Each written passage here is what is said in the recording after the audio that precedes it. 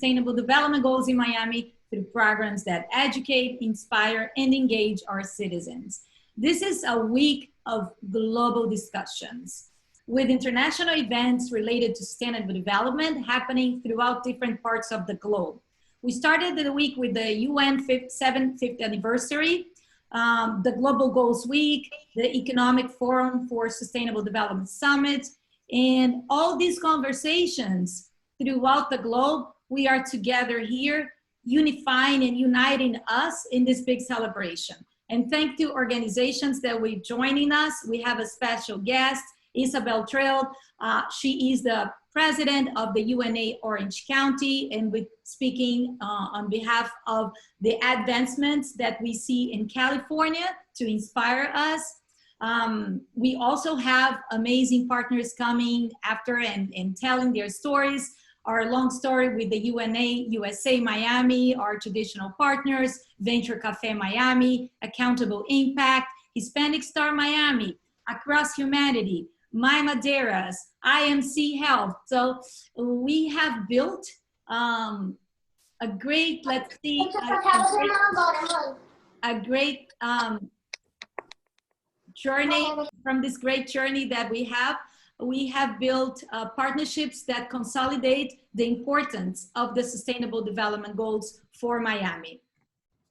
And I'd like to start giving the hands to Isabel. She will start telling about herself and she will introduce and go forward. Isabel. Hi, Claudia. Hi, everyone. As Claudia said, my name is Isabel Treidl. I am currently the president of the UNA Orange County, located in California. And as you can tell from my accent, I am a foreign person. I was born and raised in Colombia, and I came here 9 years ago. So today we're going to talk a little bit about Sustainable Development Goals. So I'm going to be sharing my screen, and we're going to start digging into this. This is a topic that I'm really passionate about, and I'm going to share a little bit about this story. So again, we're celebrating the 5th anniversary of the Sustainable Development Goals now here in September.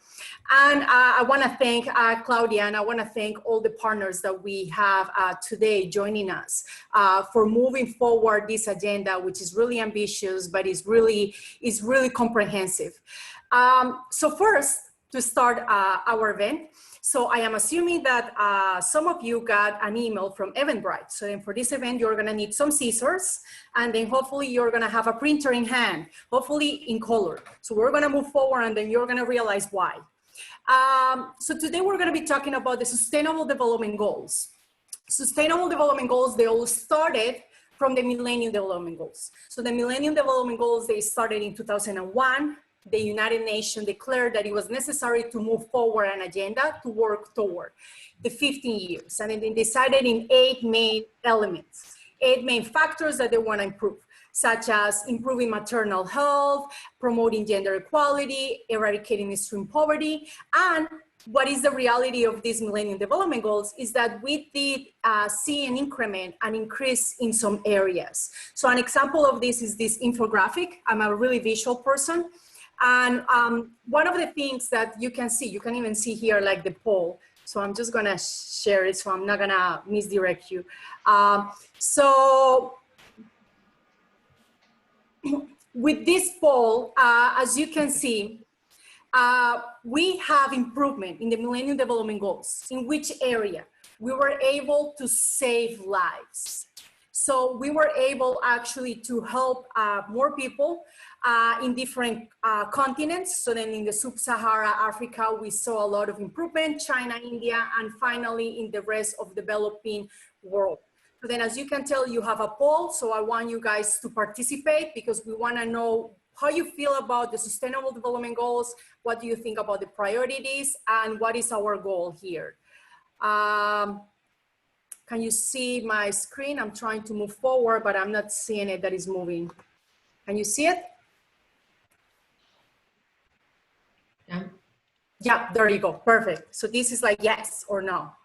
So levels that we improve, we find a lot of improvement in reducing poverty. How? So in 2012, there was released a report that the United Nations found that population living under $1.25, we were able to decrease it from 47 in 90s to 24% in the 2008. So we're talking that we reduced from 2 billion people to 1.4 billion. Child mortality, that's something that we were also able to reduce. As I told you already, we were actually able to decrease and save more lives. And this is connected to something really key, which is immunization. We were actually able to have access to more immunization. We're talking about a 90% and in 2/3 of all the countries. And then the enrollment rates also increased. We're talking that we went from 58 to 76 in an area that it was key, which is the Sub-Sahara. Finally, we found assistance when women were giving birth, which of course it was really connected to the mortality, child mortality, and then the moms that were dying. And then we were actually able to improve in this sector. So we're talking about, it was something that it was jumping from 55 to 65 in the 2010. So then again, as I mentioned it, there was improvement. And improvement was basically connected in saving more lives. One of the elements that we need to be aware is that, of course, what it drags more attention is the negative things. So then what is not working? Why this is not good? And then we're gonna, of course, talk about not everything is perfect. We need to acknowledge what are the points that we can actually improve. So then many people have mentioned it about why we need to improve about the Millennium Development Goals. And according to past Secretary General— what else do you think we need? What else do we need? Just paper towels? Yeah, I know, we don't have any more. I gotta get on my desk. I forgot I was gonna get it. This is a good reminder to all of us that this is a good moment to mute yourself. So then your pets, your kids, your wife is not gonna be on the spot for many reasons. So then you can actually mute yourself at this point, and whenever you wanna participate, you wanna talk, you can unmute yourself. Great. So then moving forward, Ban Ki-moon, he mentioned it. One of the main points and problems with the Millennium Development Goals, there was lack of commitment, inadequate resources. We have insufficient interest for the Sustainable Development Goals. But according to other researches and literature, it was not just the fact and lack of resources and focus and cooperation, but also the way that it was all set up and designed. So then I like resuming this with 3 main factors. One factor is the lack of data. This is something that Millennium Development Goals didn't have. Didn't have like a robust set of data. Third world countries. It was an agenda designed specifically for third world countries. And then finally, which I think is really important, it was more a government agenda rather than a people agenda. So these elements are gonna be key. So what happened in 2015? So in 2015, since we were learning our lessons, we knew that we made some improvement, but we knew, okay, we need to make some changes, and then we need to gather more data, involve more people, be more responsible, partner more, and also involve civilians. This is not a government agenda. This is an agenda for everyone. So then the priorities of a nation, it needs to permeate all the communities to really end poverty and advance human dignity. We're talking about protecting the planet. We're talking about peace. We're talking about prosperity. We're talking about people and about planet. We need to find the balance in those components. And the Sustainable Development Goals, that's one of the main goals that it wants to bring. So the beauty of the Sustainable Development Goals, it was that instead of bringing from the government, it was built from the ground up. So then the United Nations went outside, start talking to civilians, start talking to NGOs, start talking to the private sector, start involving all the agents, and start asking me, what do you want from our world? How we can make this a better planet, and then we can find a prosperity that we all want and we need. So then we gather data. Around 10 million people worldwide, they all helped shaping these Sustainable Development Goals. And this was done, again, the beauty of data, gathering data and information across the globe with My World 2015. So then people were giving their input, and they were actually saying, this is important for me, health is important, education is important, partnership is important, and that's how we came up with the 17 goals. United Nations, Southern California was part of this effort, and then we have here a local consultation. So then we gather our people, and then we start throwing the questions of how we can group this into categories that they make sense. And that's when we come up with the Sustainable Development Goals. Oh, this guy's out. I'm out.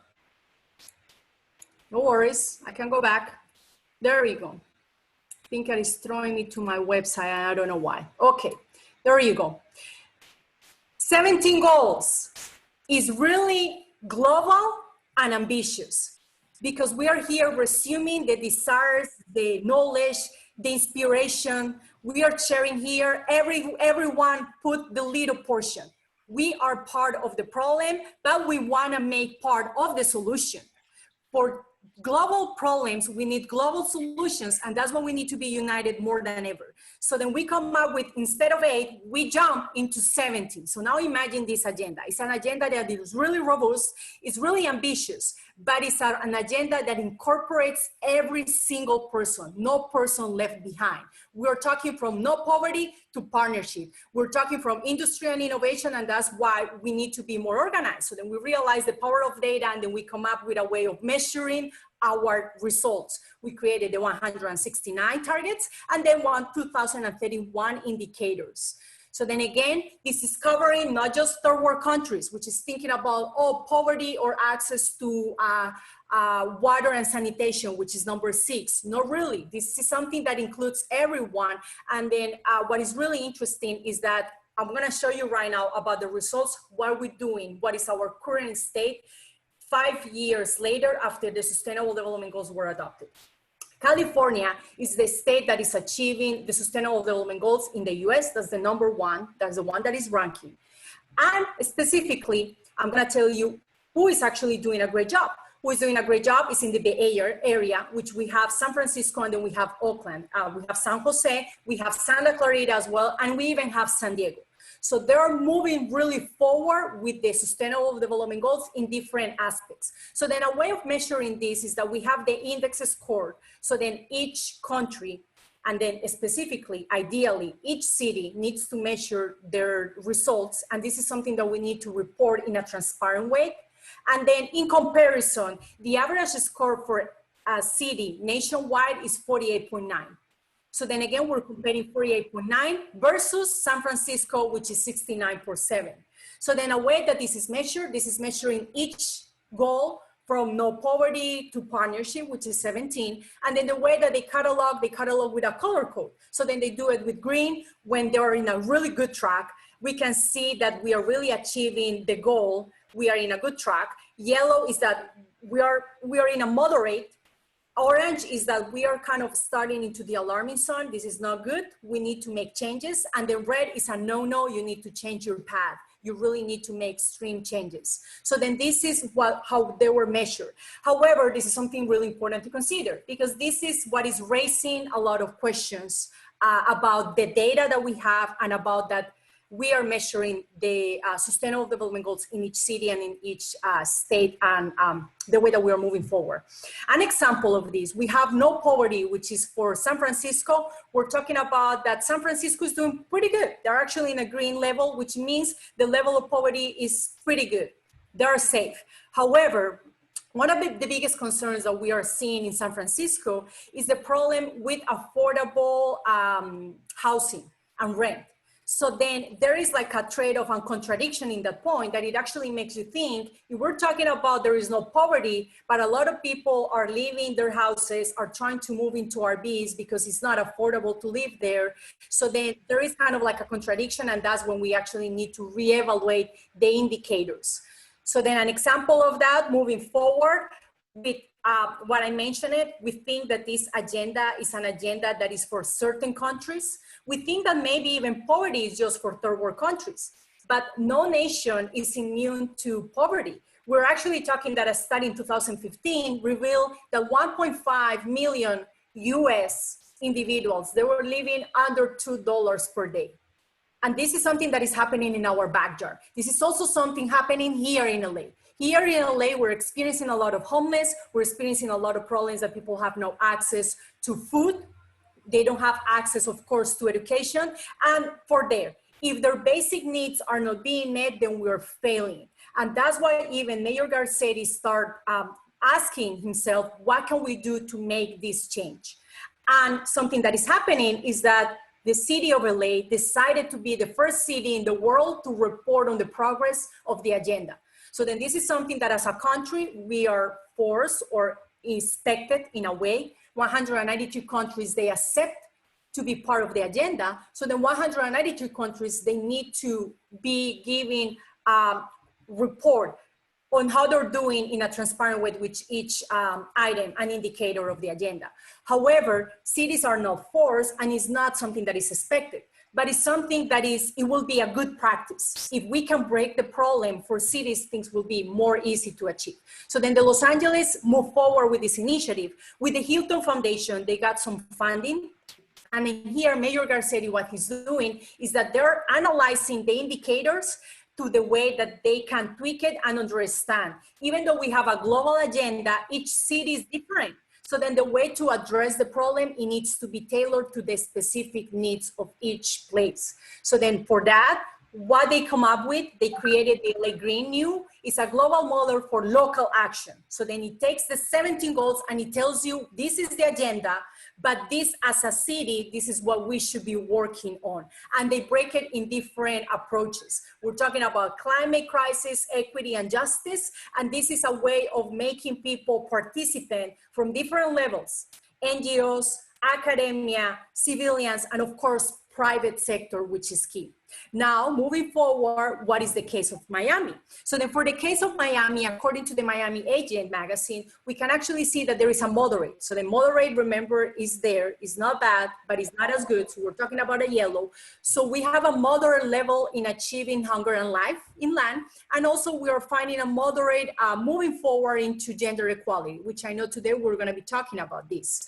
But again, there is level for improvement. Some areas that need improvement: 17 number goal 13, which is climate action; 7, affordable clean and energy; and clean water and sanitation, which is number 6. These are the 3 areas that Miami, the metro area, needs to work on. So then the main idea of revealing this type of achievements in a public way is actually it's a call for action for different entities to understand what is our current status and then how we can improve the current level. So then moving forward, let me actually move you all of guys here so then you can see this is a tracker. So then here we have a track report, and then with the track report, this is something that is open to anyone. You can actually go online and then access to see what is the rank of the cities and what is the level and the status that they are in each level.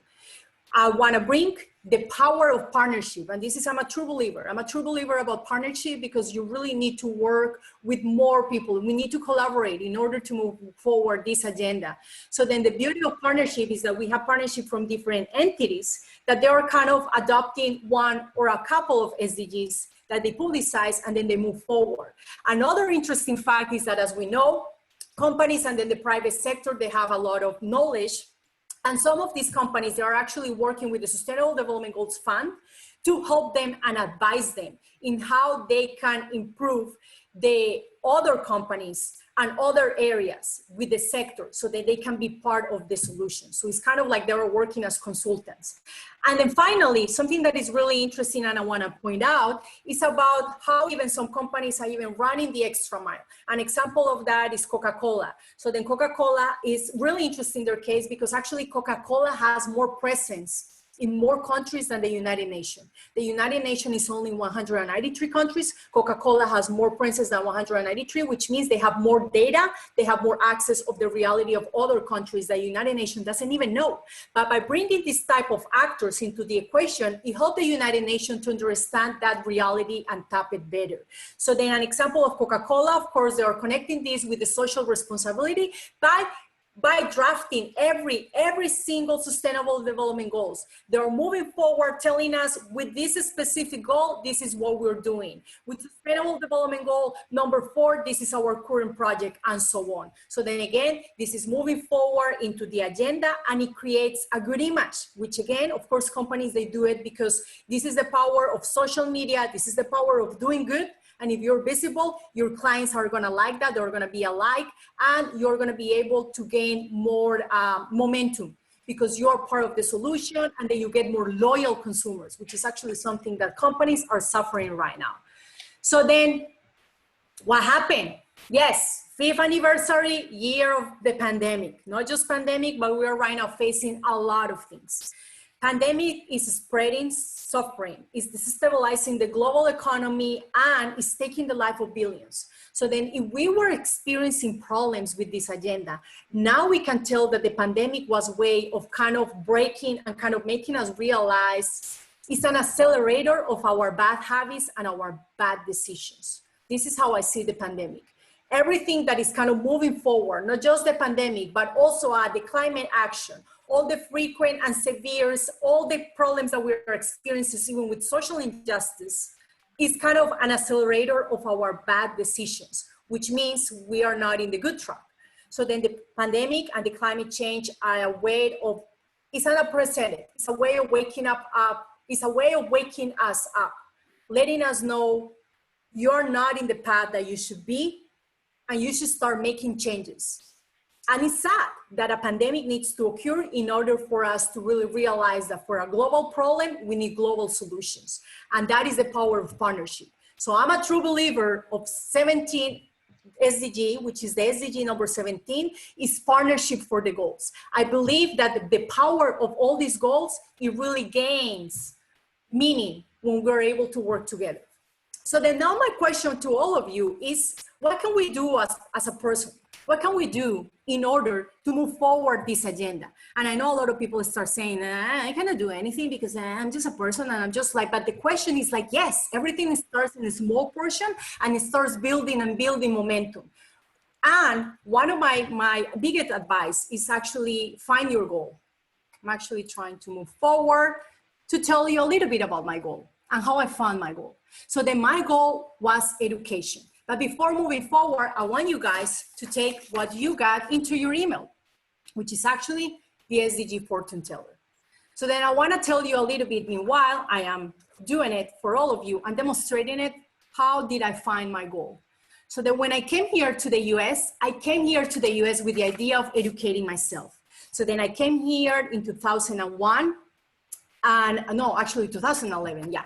2011, I came here with the idea of educating myself, and I started studying English, improving my English. I want to do like a higher education. And then I wanted to volunteer because that was something that it was always in my life. This is a good time for me to tell you the story and start showing you how we can do this. I'm going to start cutting my fortune teller and tell you about my story.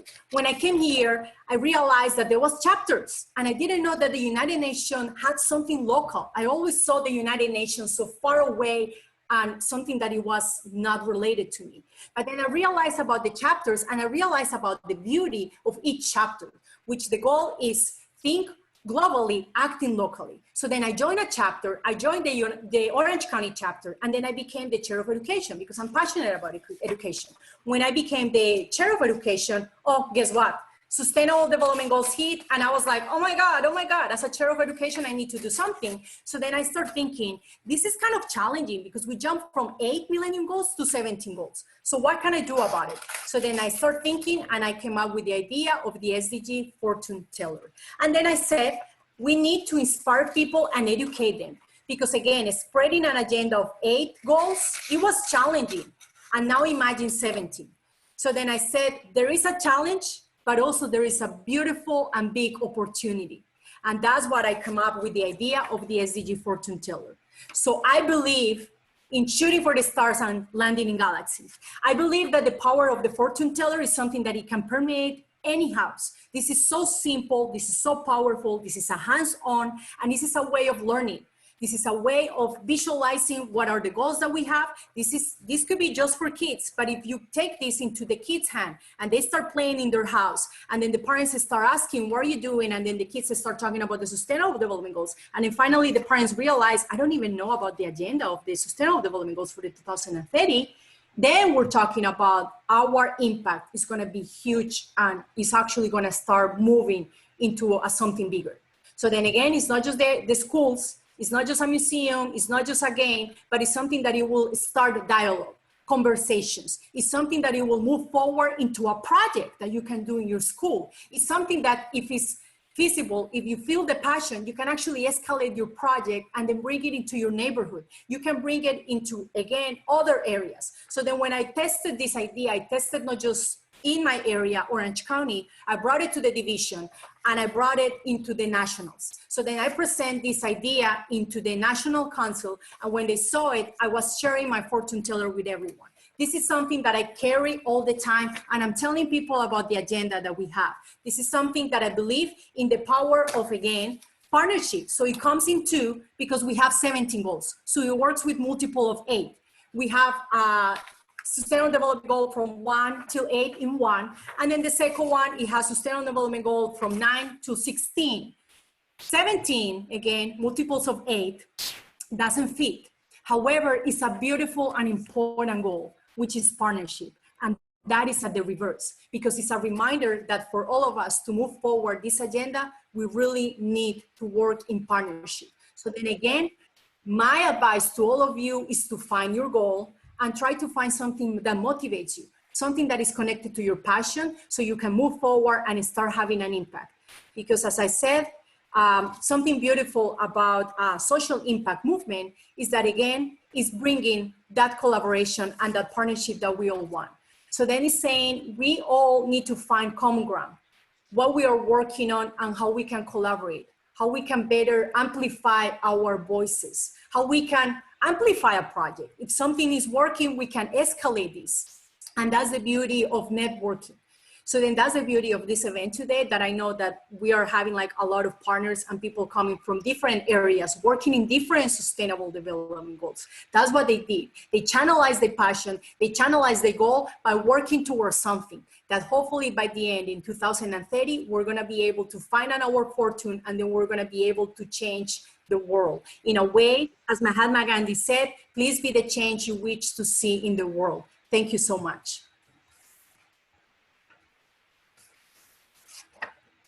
So moving forward, we have the fortune teller. So I'm gonna do a really quick, because whoever is gonna do it first and they tag us, they're gonna get a beautiful present for the Sustainable Development Goals Celebration Anniversary. Take your coffee by being inspired of our agenda, that we are all an active role and active agents of change. So then a way of doing it, this is a quick reminder. This is something that we played when we were little. So if you turn it around, I'm just gonna flip it, all the diagonals going into the center. And I'm gonna do it really quick for all of you. So then this is how you do it. You turn it around and then you start folding all the corners into the center. This is a really nice hands-on activity. You can do with your kids, you can do with your neighbors, you can do with your family members. If you are a teacher, if you're an instructor, I am an instructor and I have older kids, believe me, they still love it. We still are we love curiosity, we're really hands-on, and this is a really good way of learning. So then when we turn it around, you can turn it around and then start going it again into the diagonal, to the midpoint. Once you have one, you can fold it, reinforce it, and then do the rest for the remaining. So then I'm moving forward and doing it like this. And in this point, I'm gonna finish the remaining ones.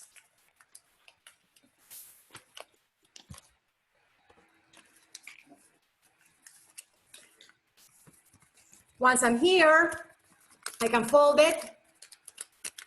Just stick my fingers in an easy way.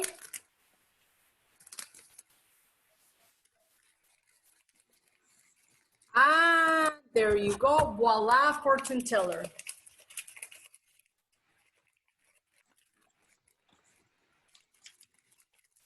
Different ways of using this, different ways of how you can actually incorporate it. This is something actually that I learned here, because when I did it in Colombia, I play it really basic, I have to admit, but you can actually play spelling the color, finding a name, finding the person's name. You can actually, when the person select a number, you can actually start the conversation by telling them, do you know which one is Sustainable Development Goal number 16? And they said, no, I am not. And then you said, this is peace and justice. And then it was something that it will start sticking in the person.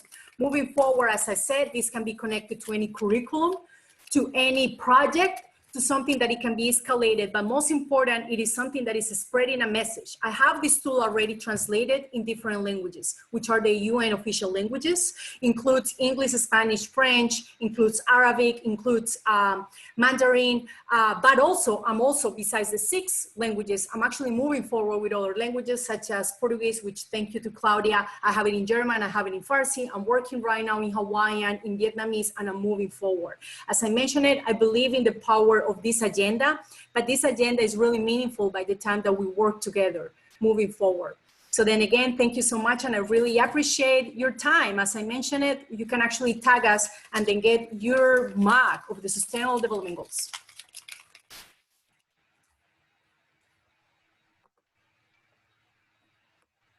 Thank you, Isabel. Thank you so much. Thank you for being such change maker, bringing from California all this knowledge. It's a pleasure, it's an honor to have you teaching us how to understand the Sustainable Development Goals from the beginning, from the launch, and now how California has been progressing in these goals. Now we are going to jump to our speakers. No, first I'm gonna share the poll. Okay, those are the results of our poll.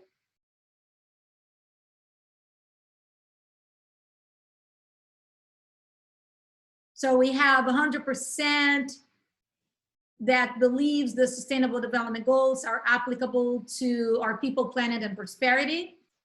And we have 83% that thinks the Sustainable Development Goals were designed for developed, all above, and 6% for developed countries and 11% for developing countries. So that's why it was beautiful that Isabel told us the whole story. The SDGs doesn't have to be related only to rich countries or poor countries or large cities, small cities.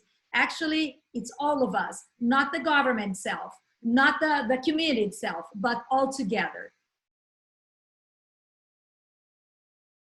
And now I'm gonna invite our first speaker. I'm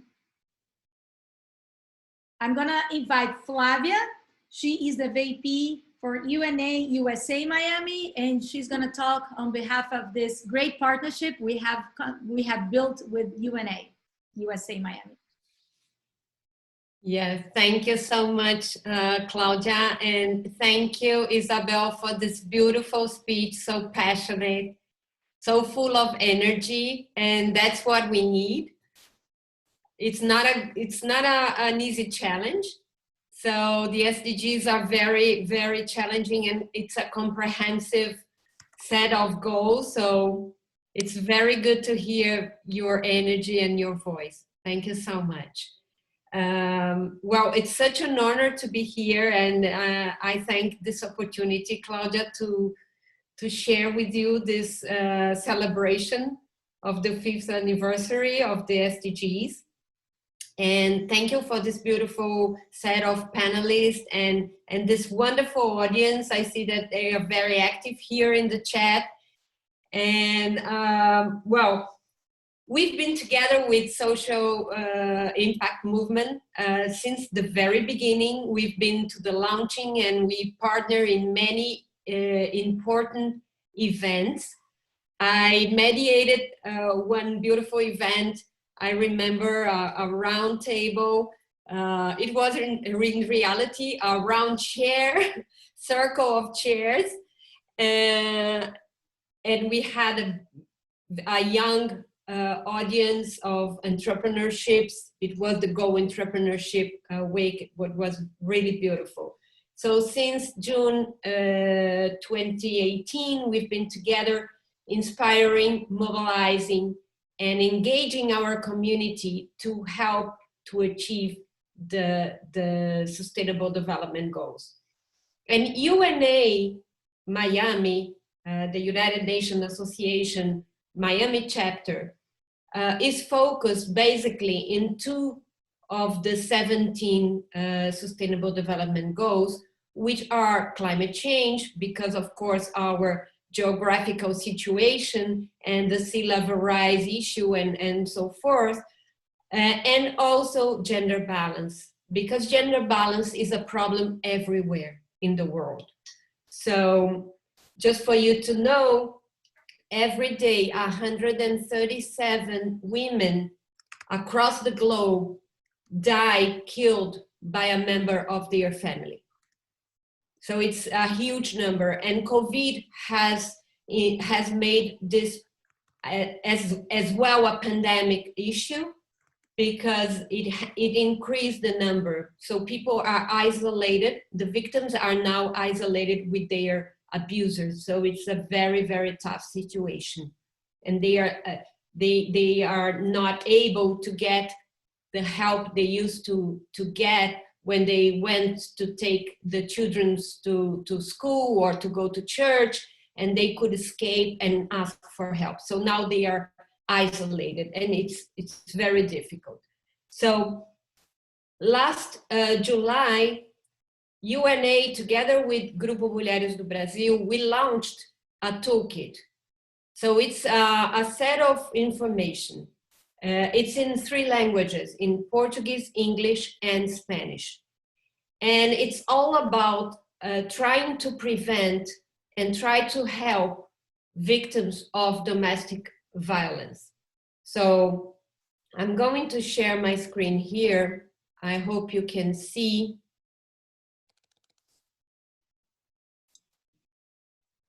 And we created a toolkit which brings very important and helpful information. So the first, it's divided in 3 parts. The first part is regarding what is domestic violence, because we have different kinds of domestic violence. So we have social, emotional, financial, and we have to be aware, and we have to know what are the various forms of abuse, so we can prevent it and we can identify it.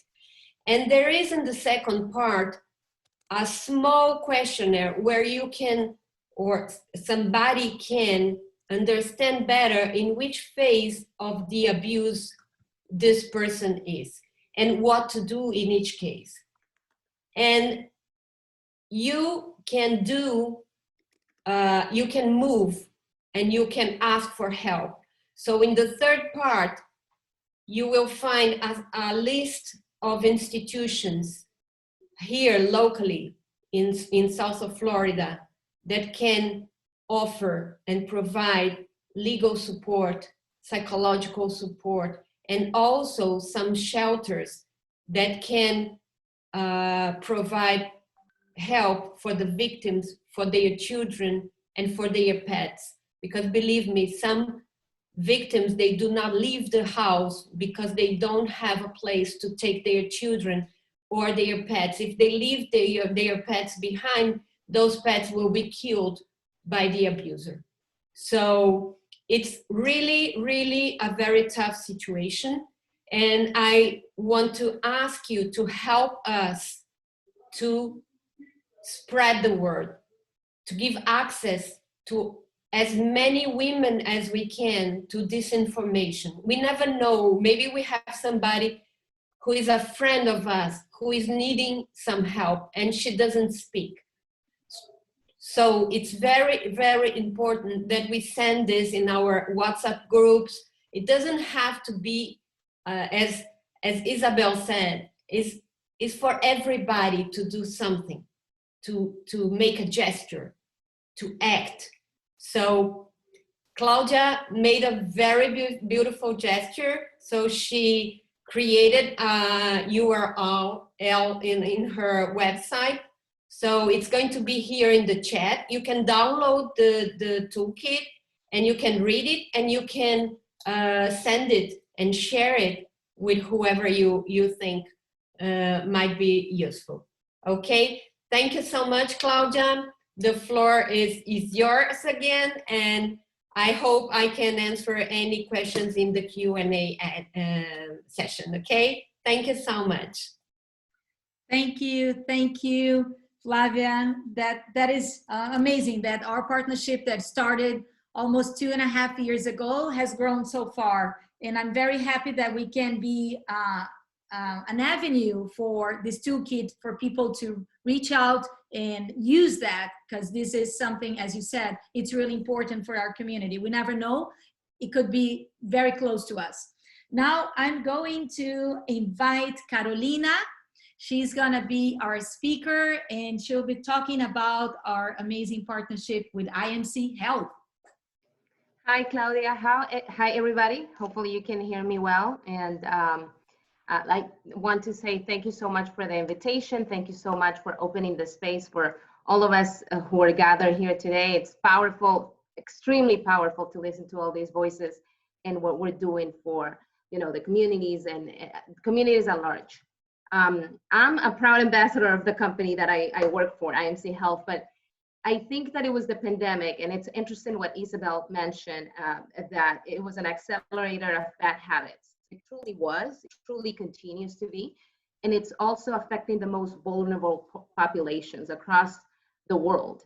And that happened, and that means that it takes a toll not only on the healthcare, on the physical healthcare, but also on the mental healthcare as well of everybody, right? I mean, I remember going back to March and just being hit with COVID-19 and being in a state of fear. I mean, I didn't know what was going to happen. I was thinking, okay, we're all going to die. That's it. This is it. This is it, people. So looking inside of, looking in things into perspective, putting things into perspective and just deciding, okay, I can't stay in this state of fear. I have to do something, take action. And that's when I was introduced to the Hispanic Star, which I know that that Cassie will talk about it, and which we're both ambassadors together with Levy and also Scarlett. But then looking for ways to do something and take action, and that's when we decided to create a few projects, and we needed a partner. Just like everybody needs to do something, they need the help of someone. And I didn't have to go too far. I pretty much called my CEO and I go, I need help with logistics. I need a few vans. I need money. I need all of these. And he's like, I don't know what you're talking about. But there were different projects that were introduced to him, and he jumped on board. And after that, I rediscovered the company that I work for, I guess. And I really found a real partner in the company that I work for. And I know also, and that I'm a part of, and that I know also that they truly believe in, and they don't even know it, in the SDGs. They truly believe in being a partner. They truly believe in helping each other. They truly believe in community. And what you said also, Isabel, and I have to go back because you said a lot of things that I connected with. But really, it only takes you to believe, and then it spreads, right? I mean, and then you find other people who are like, okay, I want to do it. I want to help you. Let's do it together. So I have something real fast to share with you guys about IMC, just because I have to go back to good health and well-being, right? I can talk hours about the good things because I love talking about that. But let me share with you this presentation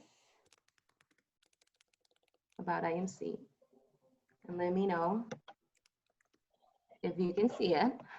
Yes. Excellent. So IMC Health, where patients are at the heart of everything we do, but I usually say where patients and communities are at the heart of everything we do. We wanted to introduce a couple pictures there. I'm gonna show you real briefly this guy right here, Bill Lamoureux, our CEO. Amazing. But everybody, the whole executive team have been nothing but helpful with all the initiatives. And specifically related to healthcare, I think we focus on telehealth services, which basically we connect with people through, the computer or tablets or phones, and that's helpful. That helps the community take less risk and also stay connected, mentally active, and have a means of communication with their doctors, with their PCPs, with the nurses, people that they were used to seeing all the time. in some cases. Cassie will talk more about that, about the 1,400 meals that we deliver every day. And this to me was powerful. This is where I say, okay, I had to do something, we had to do something, and we partner with amazing organizations. I mean, IMC Health, P&G, PepsiCo, Hispanic Star, yes. But the first partner after IMC, with IMC, was Social Impact Movement. And it takes believing, it takes, hey, you know, I believe in what you're doing and what you're saying and the message that you're delivering, and taking action. And that's when things start happening and beautiful partnerships start to happen, just like this.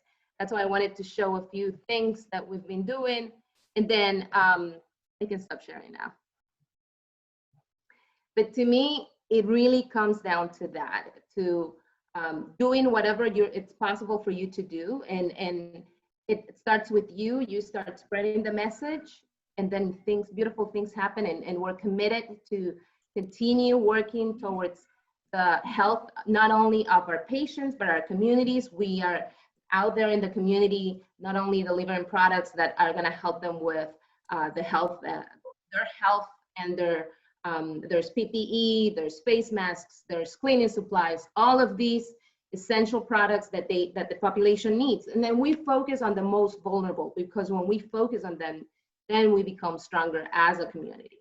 So then, yeah, and I'm happy to be here. Any questions that you may have about IMC Health, let me know. We're more than happy to serve each and every one of you. We're here in South Florida. If anybody needs healthcare services, let me know. But more than anything, we think of everybody as our family, the family members. So we go above and beyond, and not because I work there or Cassie works there, who will be talking in a little bit, but we're really committed, and it takes commitment to see things happen.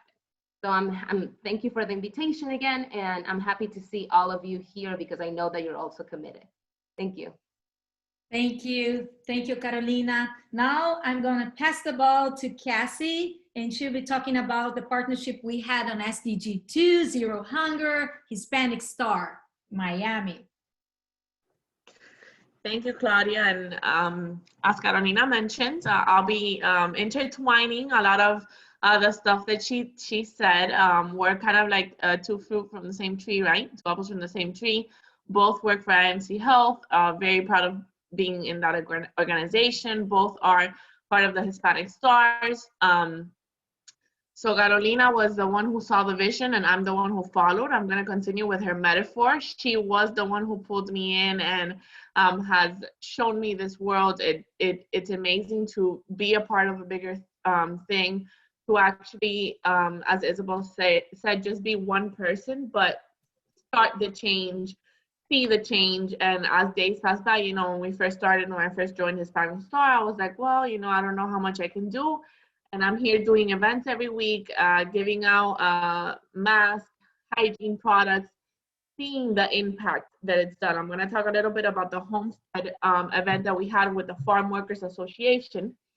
So the farm workers, right? They're the ones keeping our crops, maintaining our crops, getting our social, you know, a lot of the social impact and system going, getting those supplies to us, which we all need.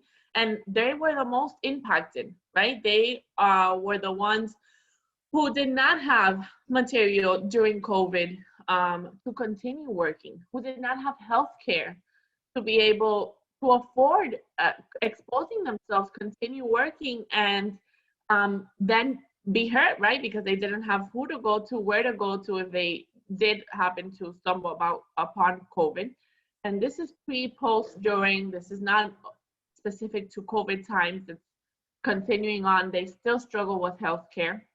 In the homestead event, we originally went, and Hispanic Star partnered up with P&G to distribute some of the items. And after talking to the farm workers who did go, I realized, wow, you know, they are here because they do need the mask. This might be the only mask they have. They don't have access to hand sanitizer. We gave them bottles of hand sanitizer. They were so incredibly grateful. And the Farm Workers Association has actually developed this great database where they inform all of the farm workers who are part of this association when they're going to be distributing any kind of products, produce, food, you name it. So we're moving forward and working with them to try and provide some kind of healthcare for those that are undocumented or might be scared to seek healthcare because they're undocumented and they're entitled to it. There's great programs available to them that they're just not aware of, right? So that was a huge eye opener for me. Where I know we also worked with the Mexican American Council and provided similar hygiene products and you know, things to keep our workers going, to make sure that they're able to continue harvesting and keeping our crops and getting that food for them, and they need to be okay. So it starts from the bottom. They need to be okay in order for everyone else to be okay. Great movement. I'm so proud to be a part of it. And I'll touch up on the presentation that Carolina showed with the food. So IMC Health started during the COVID, 1 week into COVID. We all started March 16th. I'm never gonna forget that day. And 1 week into COVID, March 23rd, the following week, we realized, wow, we're gonna be dealing with a huge impact to those over 65, okay? They do not have the transportation available from their insurance or from us to go around, nor it can. At that point, we had figured out a way to social distance enough to be able to put them in one place, right? Grocery stores at that point were not allowing the hour in the morning, which they're so gracious to do now for over 65. They were the most vulnerable to the virus, as we all know, right? And to themselves. And 1 week into it, we said there are 700 individuals who depend on our daily meals to eat. That was a huge number. Carolina shared, we're now up to 14. So there's 1,400 hot meals delivered daily. It's a hot meal, it's a snack, and we're really targeting that poverty level, low income, and elderly, and most in need, you know, elders, right? So I saw the number grow. I'm proud that we were able to quickly identify that, make a huge change. And it's these little things that you start from nothing, from giving a hand sanitizer, delivering a hot meal, where you see the impact, you see the change, you see what we can do when we come together, partnering up. So yes, I'm so excited to be talking about this. I'm out of breath. But like Carolina said, if anyone has any questions, if anyone would like the link to the Farm Workers Association, I know we can possibly send that around. And Caro, I don't know if you want to share some of the pictures we saw. You know, you have them on your end, just so everyone can see how we came together, how the bags looked, where we were. I almost had a heat stroke. But it was so rewarding and so great, and it's just one of the many events that we're continuing to do to reach out and advance the SDGs. Thank you, Cassie. Thank you. It's important to, through our partners, you can see that partnerships can emerge from everywhere, and that's the beauty. And the SDGs in our case is the unifying agenda that puts us together. So this partnership started, we had a COVID in the midst of that, and we're moving forward, and that's the important thing. Carolina, are you presenting the slides? I ran out of luck. It's not letting me present it, but I'll find a way, I promise. Okay. It was just prettier pictures of us anyways. It's okay. You get to see the real live version. We will have we also will have the time for a Q&A when you can try to find out, and then we can share with them. So now I'm going to invite Aileen from Venture Cafe Miami to talk about our long-term partnership, all our events as we can. It's possible we do with Venture Cafe, and it's an amazing audience. And she's going to speak more about it. Sure. Hi, everyone. And thank you again, Claudia and Scarlett, for putting this all together and bringing these amazing people into the room. I'm Eileen. I'm the Associate Director for Venture Cafe Miami, and super excited to be here. Like Claudia said, we have been partners. I was actually looking through our partner onboarding form, and Claudia, I think you filled yours out the first time in like January 16th, 2017. And so Venture Cafe Miami has been around for 4 years, a little over 4 years at this point. And so we have been partnering with Social Impact Movement for about 3.5 of those 4 years. And so we're very excited. They are pretty much our go-to partner for anything related to the UN SDGs. Obviously, you can see why they have all these amazing connections. And so I think she wanted me to talk about partnerships, but what really, what really excites me just about SDG number 17 is that that's part of why Venture Cafe was founded. We're actually part of a global network. Venture Cafe is in 10 different cities, 5 in the US and 5 internationally. And it all started out in Cambridge with this idea that if you start bringing people together from different industries, from different sectors, people who are paying clients of a co-working space with people who are in the general public, then you start to get really what's this magic that happens when you come to Venture Cafe, whether it's in person or now virtual because of COVID.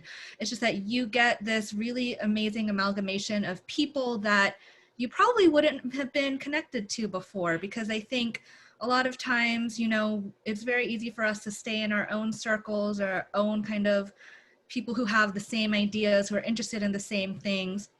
But Venture Cafe and with our Thursday gatherings, the past 4 years, we've actually connected over 50,000 innovators and partnered with over 1,000 organizations to make our gatherings happen. And again, they're from all different sectors, all different industries, all different backgrounds. I had a little, let me try sharing my screen. You think I would do this every week, so it'd be pretty easy.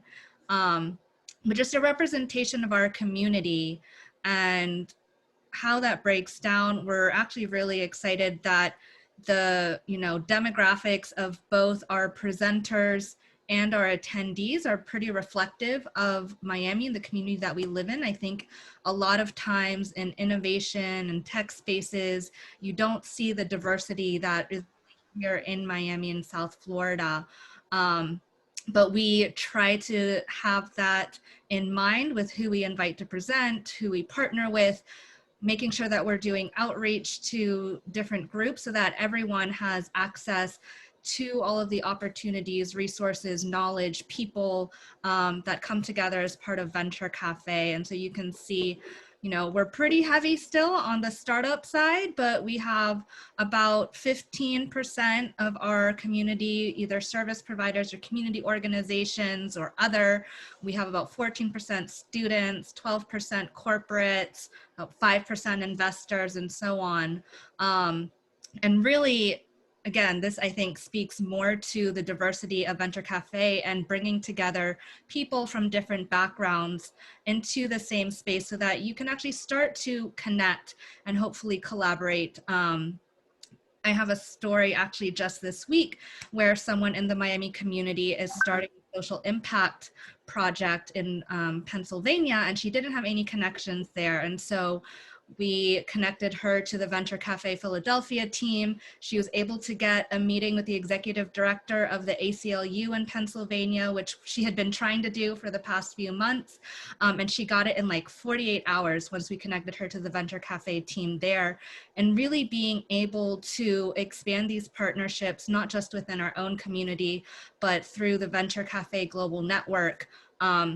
And really talk about, all of the SDGs, all of the issues that are in our community, and learning about, what's happening in Miami, what's happening in Rotterdam, in Philadelphia, in Tokyo, in Sydney, in Warsaw, in Bilbao, in St. Louis. What are, the commonalities that are that we're seeing in our communities, how can we start connecting the people who are working on those issues in our local communities to each other and within our global network so that they can start having that idea exchange. And that's really how innovation occurs, is through this greater collaboration, not just keeping things within our own little circles. And so, again, we're super excited to be partnering and continuing our collaboration with Social Impact Movement.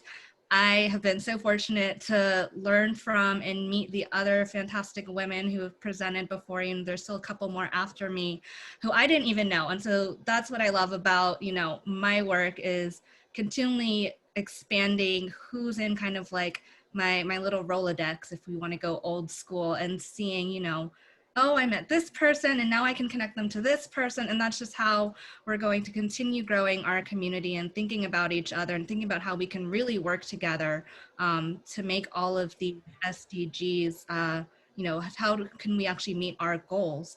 And I do want to do a little plug.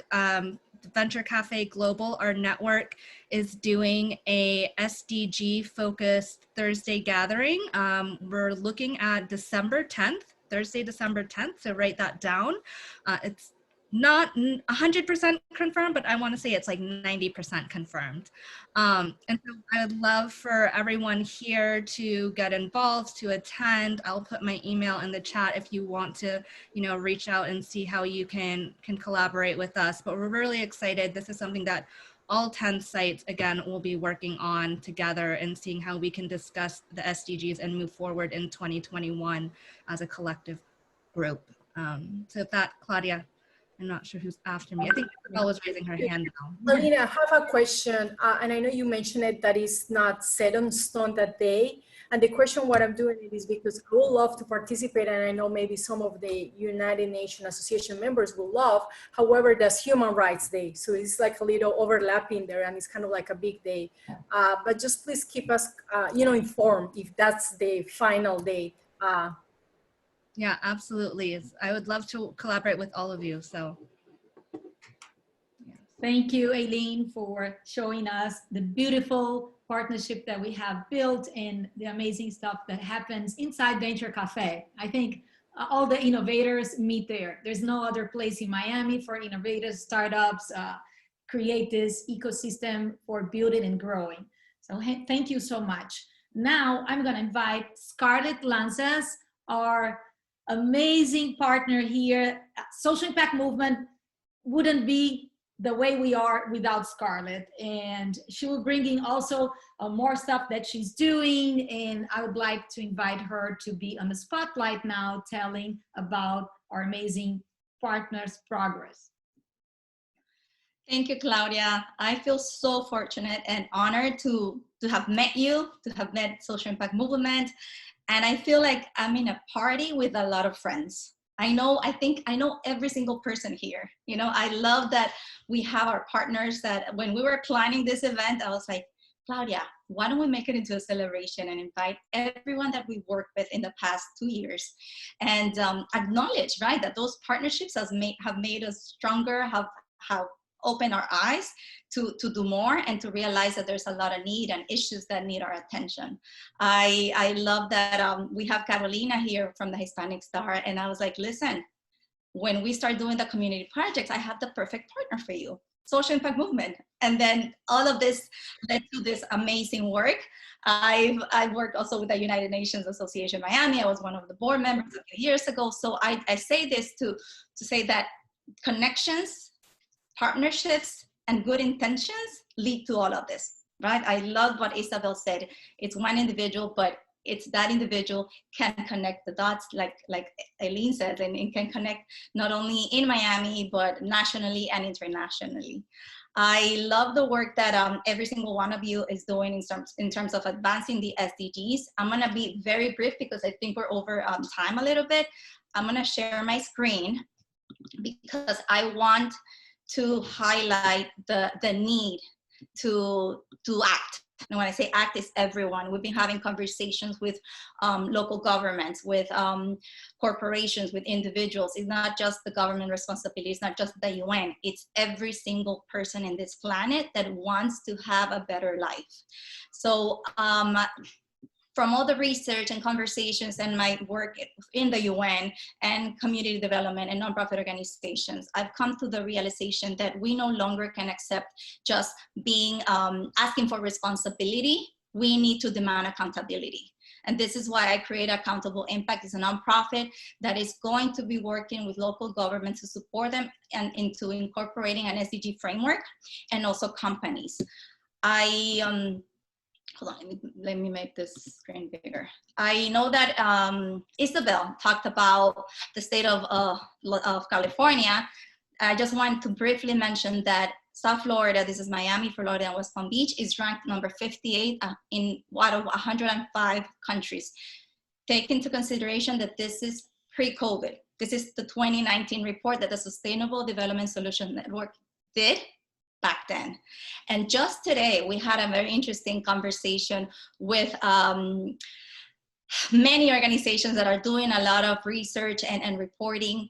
And they said today that we're not gonna meet the 2030 goal.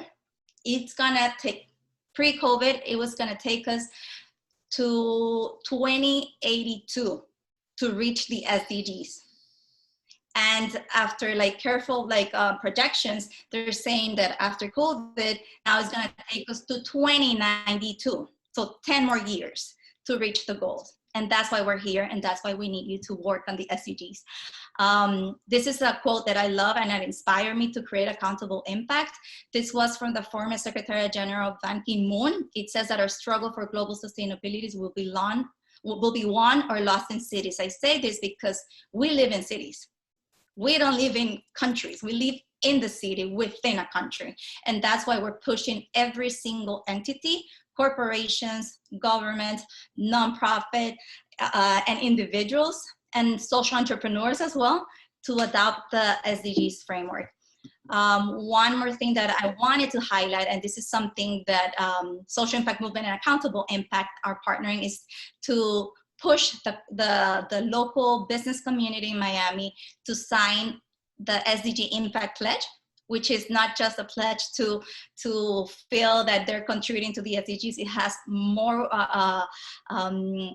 responsibility and accountability behind it. We're gonna ask them to do some reporting and also incorporating some of the targets and the indicators into their line of business. More to come in the coming weeks, so be on the lookout for more information, but we're having a lot of support from nonprofits, corporations, and institutions in South Florida that are committed to advance the SDGs. We want to localize the SDGs, like I said, with awareness and education, incorporating a framework for with assessments and indicators, and data collection is key.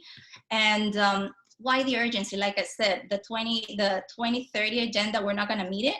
COVID-19 made it worse, like many of us have noticed, and we're only going to progress in urban areas. So we need to push and lift people up.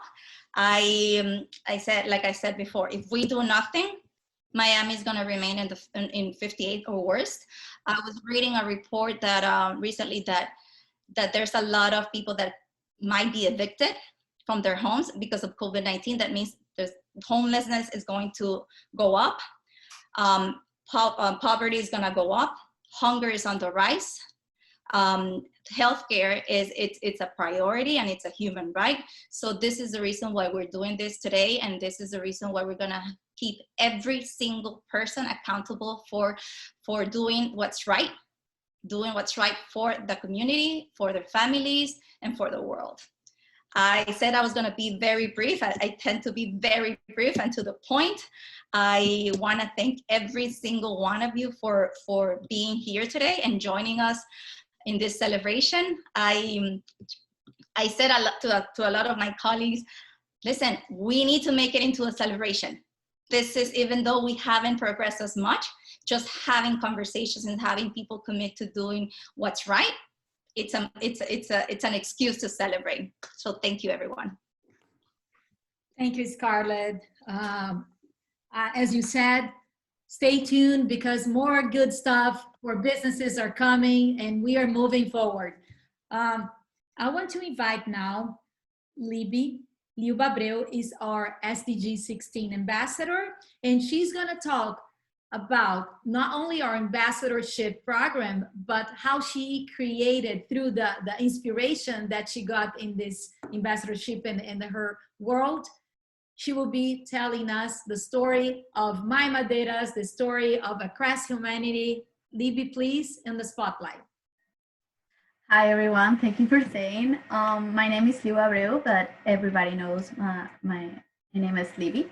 And today I'm going to talk to you about 3 things that are very important for me. One is Across Humanity. The second is Social Impact Movement and my role as a SDG 16 ambassador. And also my new project, which is Madera Accessories. I'm going to share the screen with you right now, just a little bit. Okay. Let me see. Please tell me if you can see it. Yes? Yes. Okay. Well, to tell you a little bit about Across Humanity, I have to take you back to 2019 or 2018 when I was graduating from law school, and I was wondering what should I specialize in. And I always loved the international criminal law and humanitarian law. So I decided, okay, I'm going to do my master's in this. But just when I was right in the middle of the semester, I started working for a company named Hayas, who works with refugees all around the world. And I was in charge of the Durable Solutions project for the UN Refugee Agency in Venezuela. And I was able to work with a lot of refugees. Most of them were Colombians who were fleeing the conflict for the guerrillas. And so there, my passion for the protection and defense of the human rights of refugees was born. So I was kind of in the middle of 2 things. Then I decided to finish my master's and then dip in with the migration and international migration law. Little did I know that just years later, instead of being the Colombians who were fleeing to Venezuela, we Venezuelans, we would be the ones who were gonna fly seeking protection. And when it was my turn to do it, I could experience firsthand everything that migrants and asylum seekers and refugees have to deal with daily basis to find that protection. So that's where I decided to create Across Humanity. And it's an online initiative that is dedicated to promoting, educating, and informing about the human rights of migrants and refugees all around the world.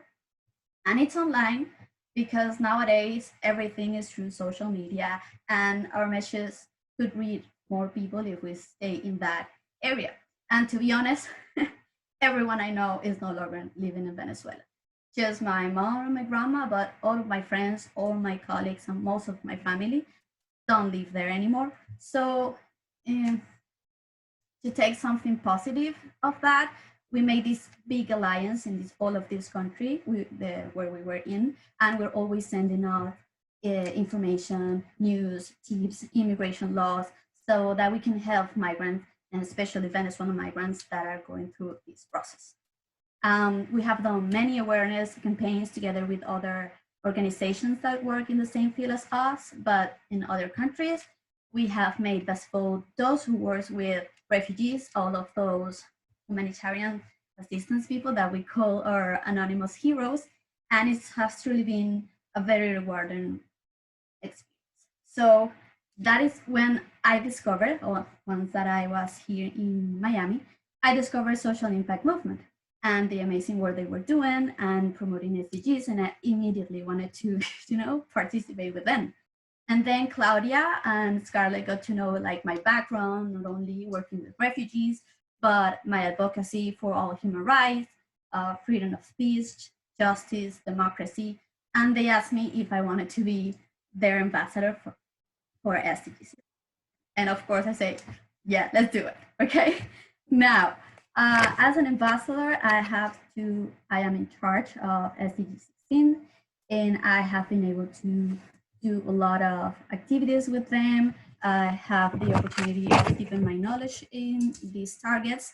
And for you to know a little bit about my opinion with SDG 16, I think is the most important one of them all. I mean, they are all important, but Only when we have strong institutions and strong societies, and when we are free of all forms of injustice, of corruption, and where equity and access to justice is what prevails, only then we can have an environment that is conducive to achieving the 2030 agenda. Okay, so to tell you a little about SDG 16, we have 10 targets and 2 sub-targets, and they talk about promoting the rule of law. They want to reduce corruption. They want to eradicate sexual exploitation, trafficking, and to children and women. That is very related to SDG 5. And actually, we did an activity about that. And it was very good because we did it with a lot of partners. We also have the participation of Venture Cafe. They also want to ensure democracy and non-discriminatory laws. And there is one that not many people talk about, but for me it's very important, that is to provide legal identity for all. You may say, why this is so important? Well, actually right now there are 2.4 billion of people without any documentation or legal documents. So without a birth certificate, in the case of migrants, it would be almost impossible to ask for a visa.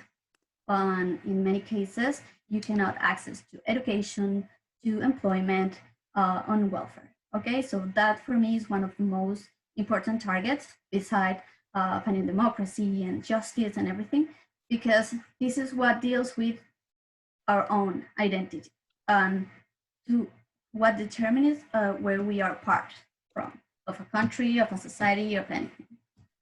And believe it or not, being working as an ambassador with SIM and Social Impact Movement with SDG 16 was one of the main reasons that made me or lead me to create Madera Accessories, because there was a time when the SDGs launched a campaign with his name, it was We Are Watching You. And the point of the campaign, it was that you had to draw an eye on the palm of your hand and post it on social media, tagging leaders, local leaders, international leaders, and saying, hey, we're watching you. We need you to do your work. We need to achieve these goals. And I thought, hey, it would be super interesting if we could do it like with a more permanent thing. And I thought, okay, I'm gonna think about that later. I put that thought in my mind cloud and I left it there. But when COVID-19 came, me and my friend Eileen, which is my partner, she couldn't be here today, we thought of a way to do something that we were both passionate about and we liked, we could do, and we immediately thought, hey, bracelet. And one of the first bracelets we made was this one, which is an eye. And we do this bracelet with a technique that is called Mijuki. It's a Japanese technique. We do a lot of other techniques with loom bracelets and everything. But when it comes to the SDGs, when we talk about do an event to celebrate the SDGs, I thought, hey, we could do something more. And if we can do something like very dynamic, like the Fortune Teller, and we could do it also with bracelets, why not? So we chose 4 SDGs, and I'm gonna show you right now what they are. These are the 4 SDGs that we chose. The first one that we chose is number 3, health and well-being, because it's very relevant nowadays with the COVID-19 to highlight the needs to be healthy, to fight diseases. And Eileen and I, we also care a lot about mental health. With SDG 5, we chose the equality because we want every woman and every girl to know that we have the right to have equal opportunities, equal rights, equal pay. And we chose the word power because we know we have the power to do it, okay? So we need just more people to be interested and to be empowering girls and women every day to achieve their goals. And SDG 14, I'm gonna show you right here, is Life Below Ocean, is a goal to which has worked since the very beginning. And it's especially important here in Miami because we love going to the beach, love going to the ocean, enjoy everything, but we need to know that we have to protect that so we can continue enjoying that. And of course, SDG 16, it speaks loudly about our fundamental basic human rights. It's particularly important to have strong institutions, democracy, and access to justice. And we chose the word peace because there can be no sustainable development without peace and no peace without sustainable development, like that we say here. And of course, it's really close to my heart as a Venezuelan. Like, you know, my country lacks everything that goals stand for. So I want to present these bracelets to you and this partnership with Social Impact Movement. So in the hopes that you live today knowing a bit more of these goals and to support SDGs, support Social Impact Movement, our work and the work that everyone here is doing. And a bit part that I want to share is that a portion of these bracelets will be donated to the work that Social Impact Movement does. So we are very excited for this partnership. If you need or you are interested in any one of these bracelets, you can contact us in our social media. And yeah, thank you so much. Thank you, Libby. So these amazing bracelets are already for sale. And yes, I have mine right here. Yeah, we're gonna have that featured in the website as well. But Libby, can you text in the chat for anyone willing to buy? And now I'm gonna pass to Scarlett because that's we're a little bit late, like a little 10 minutes late on our Q&A. But for those who remain with us until now, I would like to open the space, and Scarlett will be moderating this conversation, the open space right now for any ask, any question, feedback, suggestion, anything. Thank you, Claudia. I just wanted to say that it's amazing what Libby came up with. You know, I'm gonna buy the SDG 16 because it's close to my heart. I'm from Nicaragua, and my country is also suffering from human rights abuses, and there's no democracy, there's no law right now. So I'm buying that one. Save that for me, Libby. And my sister wants the SDG 5, which is gender equality. So I encourage every single one. Every single person that is here to purchase those beautiful bracelets and share with your neighbors, your friends, your colleagues that's going to be a reminder. And I think those bracelets can be like showing your SDG power, you know? By putting an SDG bracelet, you're going to be showing your SDG power. I just love the bracelets. We're almost out of time. I wanted to have like a very like open conversation, but I want to be accountable, remember accountable impact, to the people that have questions, to Isabel, to Eileen, to Claudia, to Carolina, to Cassie, Libby, Flavia, who else am I missing? And to Scarlett. So I don't know, Claudia, can we open up the mic for someone that is like dying to ask a question or make a comment? Okay, let me see, how can I unmute everyone? Everyone is able, you just click unmute. They are able to unmute themselves, so they can unmute if they want to make a question. Okay, who wants to go first? From the participants? Hold on, Isabel, let them ask questions, please. No pressure. Okay, people, this is your time to shine. Who wants to ask a question? I think George is connecting to audio, I think. Maybe George? No? No one's gonna ask a question? Okay, then Isabel. So I was actually gonna share something about sustainability. So it's not a question, it's an event that is happening And social impact is actually one of our sponsors. And we are actually really proud of, again, partnership.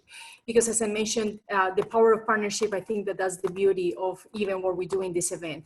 So then we are having our 75th anniversary of the United Nations is this year. So as you know, all the chapters are preparing something to commemorate. And here in California, we're gonna have the 13th West Coast Global Forum. I just shared the link with all of you. And this is an event that this year is gonna be connected to sustainability. So it's really key. We're bringing the power of the circular economy, and then we have great speakers. We have our Global Award recipients, and we're gonna have different speakers from people from the foundation, Elizabeth Cousins, who used to be the ambassador, and then the CEO of the TerraCycle. So I'm gonna leave it there because I don't wanna take time from the question portion. Actually, yeah, thank you, Isabel. I think George Cummings is saying the admin first has to allow us, then we can unmute ourselves. So in the meantime, George, Okay, can you? okay. Now somebody did it. They just unmuted me. Perfect. There you go. I think that was me. So I'm just going to make a comment. It is absolutely amazing to listen to everyone. You're honored to each and every one of you. I don't know many of you. I know Scarlett Arana, the best. She and I have been working very diligently on many projects with lots and lots of kids and people involved in the SDG 14, primarily for me. Scarlett does them all. But anyway, I just want to honor you guys for every second of your passion and just what you're doing. You know, this is how we're going to, it's going to take teamwork, and you guys are building the teams, and we just keep finding more like-minded individuals, and we gather and we support. Thank you, George. Thank you, Ed.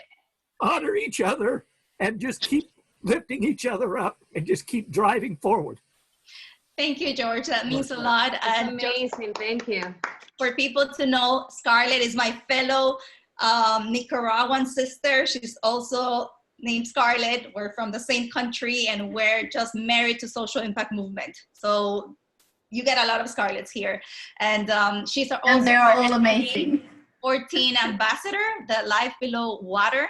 And yeah, and I appreciate that George said that, because it's a lot of work. We partner with a lot of people, and on a Thursday night, 7:30 p.m., we're still going and going and going. So it means a lot, George, and just your comment and your passion as well is appreciated. Thank you. Okay, who else has a question or comment from the audience? No? Yeah, I think we're good. Okay, I think we can wrap it up, no? If that's okay, it's 7:30. Probably people want to go eat and spend time with their families and their babies. I just want to say thank you to each and every one of you. Keep supporting our work. IMC Health, Across Humanity, Venture Cafe. We couldn't do it without you. Who am I missing? UNA Miami, and back to you, Claudia. Thank you so much. Hispanic Star, thank you. Hispanic Star, which, by the way, I love it. I'm an ambassador.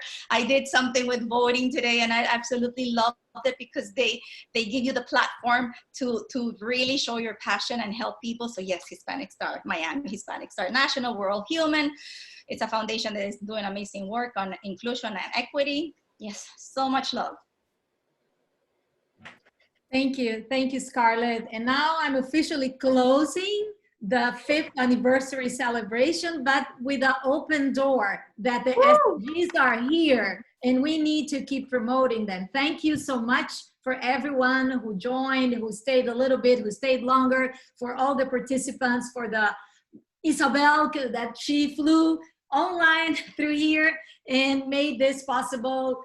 Everyone, each of you, please stay in touch. We are only live because of you. You know, you made us the SDGs for Miami. Thank you so much. Congratulations, Claudia. A shout out to Madeline Lay, who's like an SDG 5 warrior. We just love you, Madeline. We miss you. We hope to see you soon. Yeah. She's your bracelet. Here it is. Which is not the Congratulations to SDG you, 5 Claudia, for putting us all together here. Thank you so much, Claudia. It's a huge effort. We know that. I know. Thank you so much. With your collaboration, it's easy. Thank you, Isabel. We learned so much from you. Yeah. Your passion and your energy. I really appreciate the opportunity. I really appreciate and love everything that you're doing. Thank you. Thank you, everyone. Scarlett and Anna. Are you gonna send us the Supporting winner? and joining. Bye, guys. Bye. Bye. Bye-bye.